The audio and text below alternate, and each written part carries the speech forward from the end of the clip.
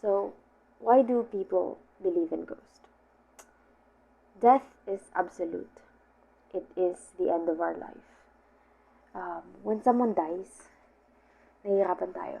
We struggle as humans to understand the end, the finality of it. When someone dies, there's no coming back from that.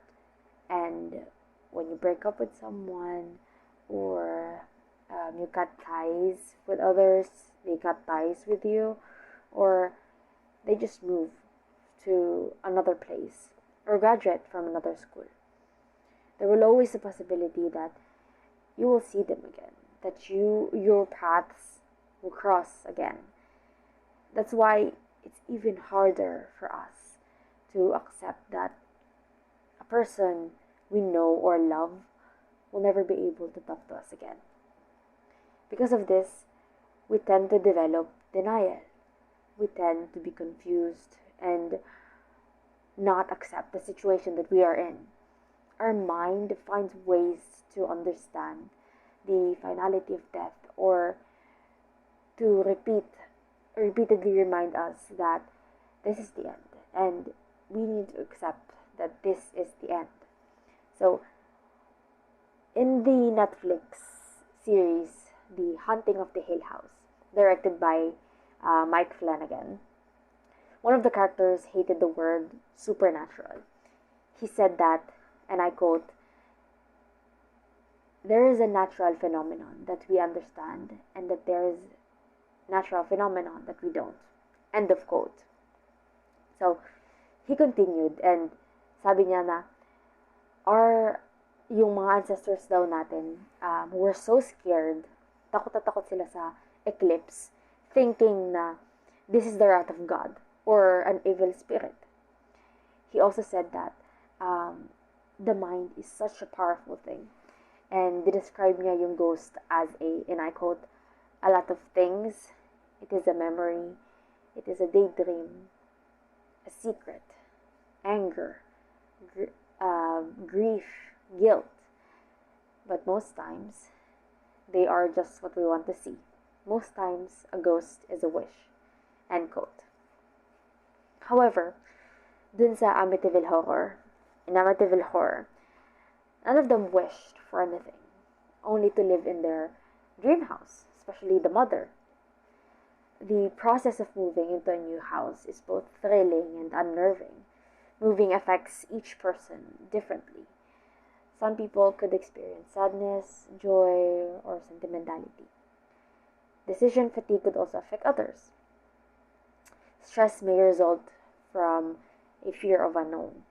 Thinking about moving to a new place might be scary since you've grown accustomed. Nasanay ka na dun sa current location mo.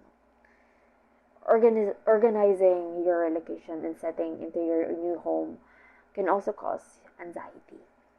You begin to think back sa mga places na you frequently visit, and the individuals you spent with, and yung mga memorable or yung mga pleasant experiences mo. Moving to a new house, a new environment, and meeting new friends are all part of the big change that comes with moving. Changes often creates anxiety.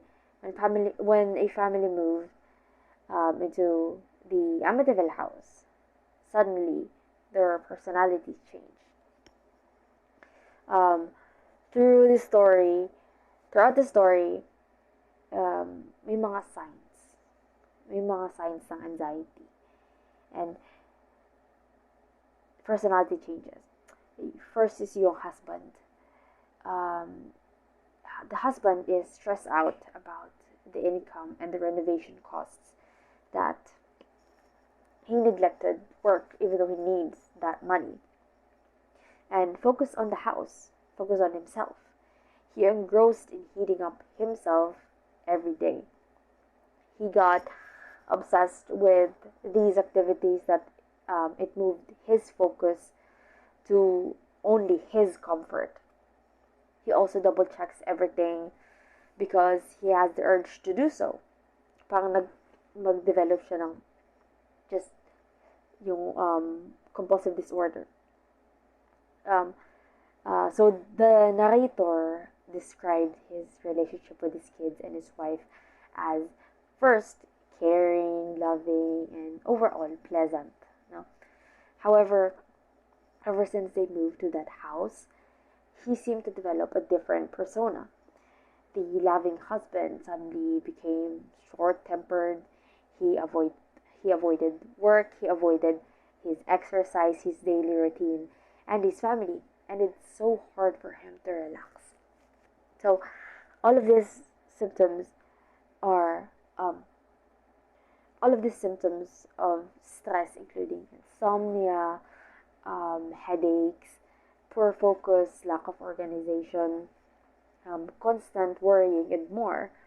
These symptoms could have a correlation that might explain his restlessness, confusion, and all the supernatural that happened doon sa bahay. It's not only the husband, but it's also his wife.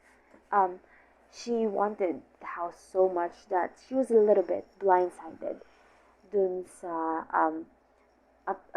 sa affect dun sa husband niya.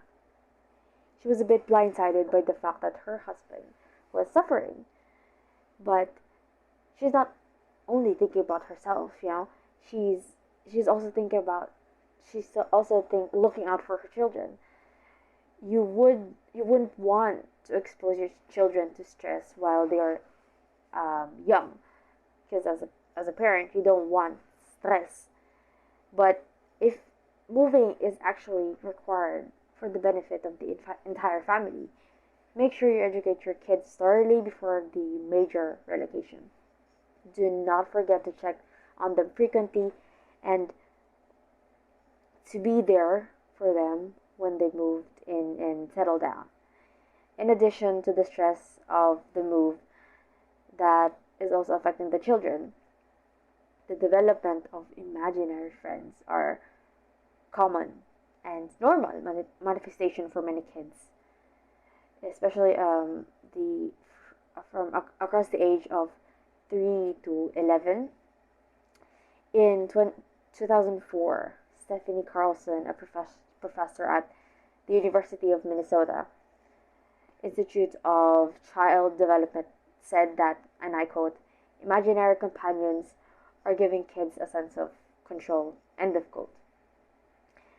Again, he said that they get to conjure them and they get to make up the stories.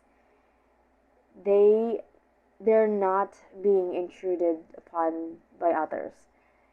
It's something they can own all to themselves. It's an interesting way to take a little bit of control back, but it can be very confusing to the parent. End of quote. So all these, we can correlate this to what happened to their daughter who developed an imaginary friend, and the scene where she wanted to go home but wasn't able to, and her mother comforted her. Having an imaginary friend might have been the coping mechanism that emerged, because this is how she could control something, to manage stress, anxiety, and other strong emotions.